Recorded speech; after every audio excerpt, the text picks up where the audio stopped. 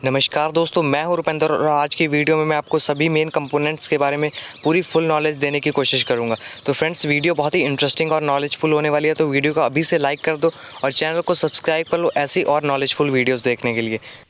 तो फ्रेंड्स, सबसे पहले मैं बहुत ही मेन कंपोनेंट के बारे में बता देना चाहता हूं, जो कि है रेजिस्टेंस। ये फ्रेंड्स, ये काम क्या करता है? ये करता है काम करंट को रोकने का।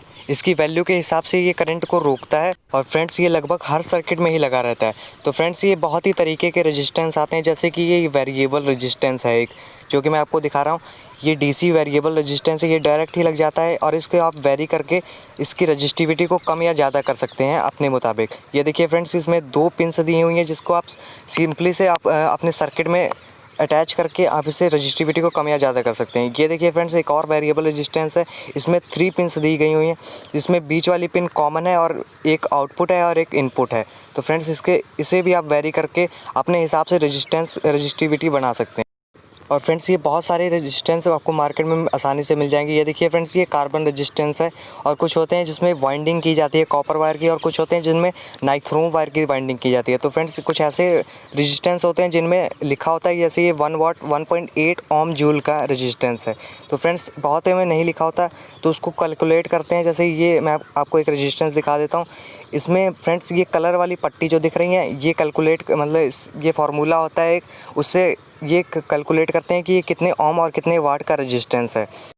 और फ्रेंड्स, ये देखिए, ये एक और रेजिस्टेंस है, जो कि एक वेरिएबल रेजिस्टेंस है।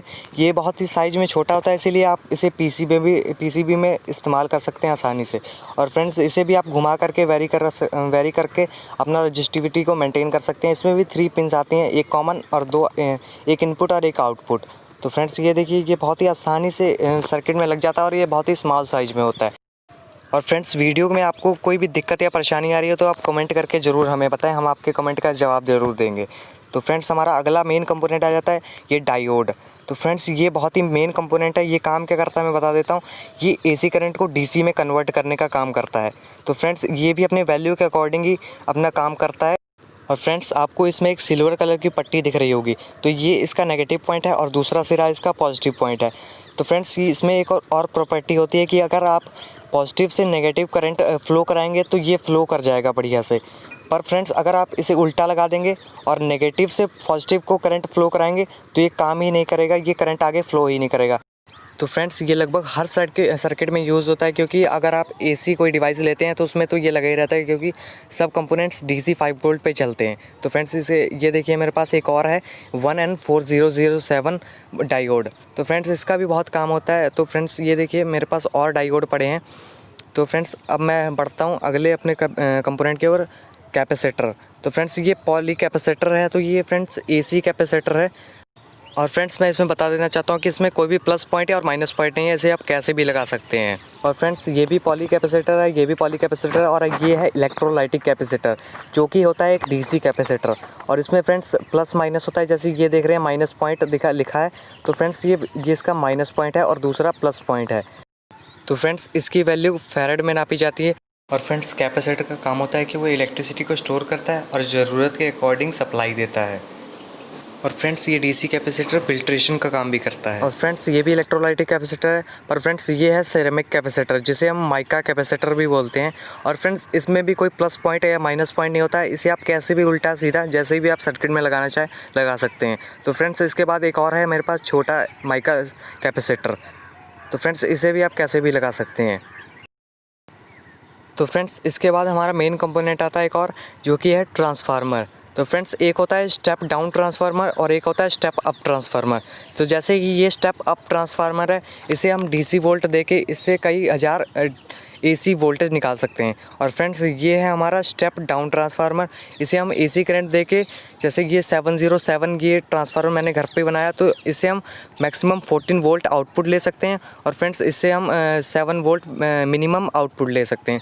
तो फ्रेंड्स, ये है कॉइल की वायर, जो हम एसी करंट्स की सप्लाई इसमें इनपुट देंगे और इधर से आउटपुट निकाल लेंगे। और फ्रेंड्स, ये ट्रांसफार्मर नहीं, ये है इंडक्टर। तो फ्रेंड्स, ये किसी चार्जर में लगा रहता है, जैसे उसमें करंट आता है तो ये इसमें मैग्नेटिक फील्ड जनरेट होती है और ये इंडक्शन पैदा करता है। तो फ्रेंड्स, ये भी एक बहुत ही छोटा इंडक्टर है, तो ये भी वही काम करता है। कॉइल की 2 वायरें लिपटी रहती हैं और फ्रेंड्स, ये 2 वायरें जो निकल रही हैं बस वो कॉइल की वायरें हैं और ये ग्रेफाइट के ऊपर लिपटी रहती हैं। और फ्रेंड्स इसके बाद हमारा मेन कंपोनेंट आता है जो कि बहुत ही रेयर कंपोनेंट भी होता है, ये LDR। इसके फुल फॉर्म है लाइट डिपेंडेंट रेजिस्टेंस। ये लाइट के ऊपर डिपेंड होने वाला रेजिस्टेंस है। जब इसके ऊपर लाइट पड़ती है तो ये स्विच ऑन होता है, और जब इसके ऊपर लाइट नहीं पड़ती है तो ये स्विच ऑफ होता है। तो फ्रेंड्स ये तो बहुत ही रेयर कंपोनेंट है, इसीलिए फ्रेंड्स मैंने इसे घर पे ही बना लिया। तो अगर आपको भी जानना है ये मैंने घर पे कैसे बनाया, तो मैं इसकी वीडियो की लिंक डिस्क्रिप्शन में आपको दे दूँगा, जाके देख लेना। तो फ्रेंड्स इसके बाद हमारा एक और कंपोनेंट आता है जो कि है MOV। तो फ्रेंड्स इसकी फुल फॉर्म है मेटल ऑक्साइड वेजिस्टर। तो फ्रेंड्स ये काम क्या करता है मैं वो आपको बता देता हूँ। जब AC करंट की सप्लाई आती है तो फ्रेंड्स ये AC करंट की सप्लाई को बैलेंस करने का काम करता है, ताकि आगे के कंपोनेंट्स ख़राब ना हो। तो फ्रेंड्स ये बहुत ही मेन कंपोनेंट है। और इसके बाद में आता है एक और कंपोनेंट जो कि ये सेंसर है, हॉल इफेक्ट सेंसर। तो ये फ्रेंड्स मैग्नेटिक फील्ड सेंसर है, जिसमें अगर आप इसे प्रोजेक्ट भी बना सकते हैं, जैसे कि आप इसे कंपास भी बना सकते हैं। ये साउथ नॉर्थ आपको बता देगा। और फ्रेंड्स इसे हम ब्रशलेस मोटर भी चला सकते हैं। तो फ्रेंड्स इसके बाद आता है हमारा एक स्पीकर। तो फ्रेंड्स ये हमारा इलेक्ट्रिक सिग्नल को ये वॉइस सिग्नल में कन्वर्ट करता है। तो फ्रेंड्स ये बहुत ही काम आता है। आपको पता ही स्पीकर कहाँ कहाँ काम आता है, तो ये भी एक स्पीकर ही है। तो फ्रेंड्स उसके बाद हमारा एक और मेन कंपोनेंट आता है जो कि है बजर, जो कि बीप की साउंड देता है। और इसके नीचे फ्रेंड्स ये प्लस पॉइंट और माइनस पॉइंट साफ साफ मेंशन किए गए रहते हैं। तो फ्रेंड्स ये भी बहुत ही मेन कंपोनेंट है।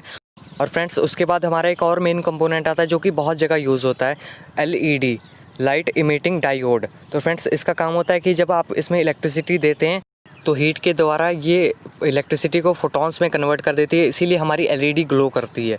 तो फ्रेंड्स ये देखिए ये बहुत सारी LED हमारे आती है, ये 2 mm की LED है। तो फ्रेंड्स इसके बाद हमारा एक और मेन कंपोनेंट आता है जो कि है AC बल्ब।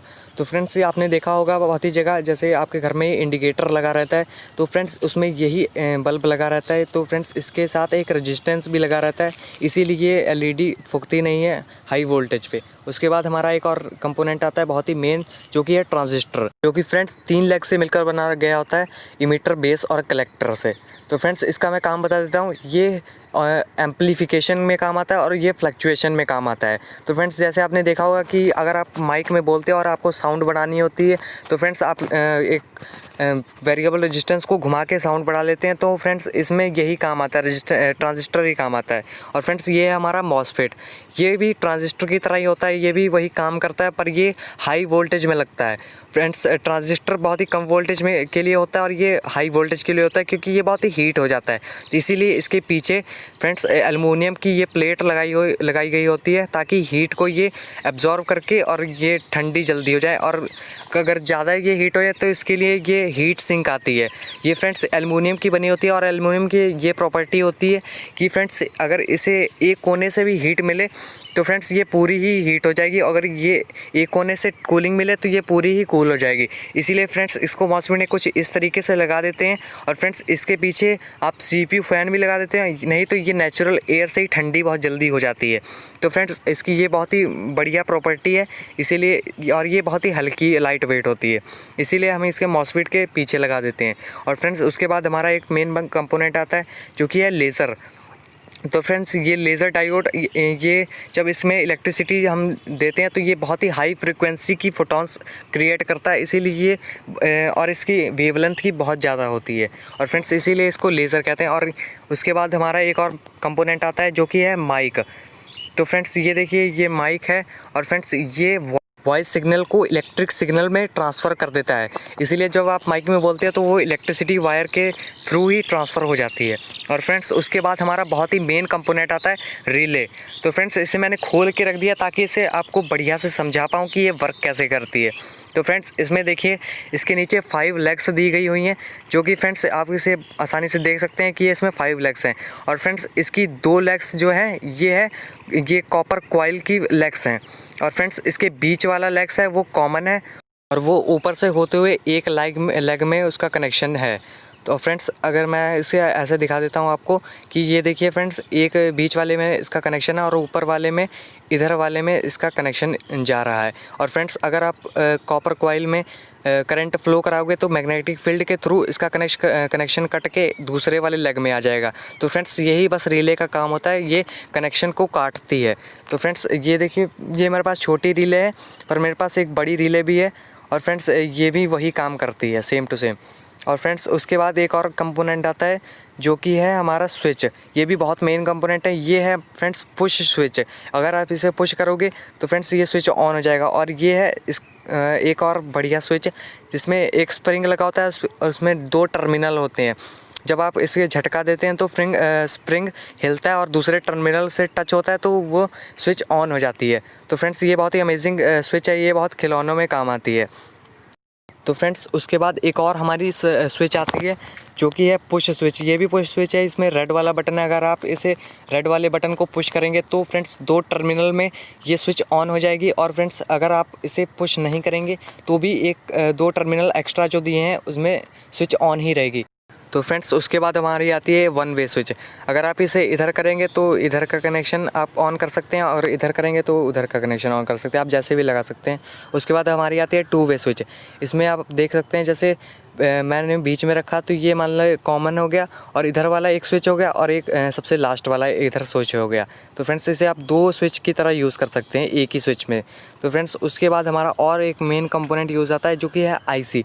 ये है हमारा 555 आईसी। इसका काम है फ्रेंड्स ये टाइमर आईसी होती है और ये बहुत सारे प्रोजेक्ट्स में काम आती है, जैसे लाइट चेजिंग का बनाना और टच स्विच जैसे वगैरह बहुत सारे कंपोनेंट्स, बहुत सारे प्रोजेक्ट्स इससे आप बना सकते हैं बहुत ही आसानी से।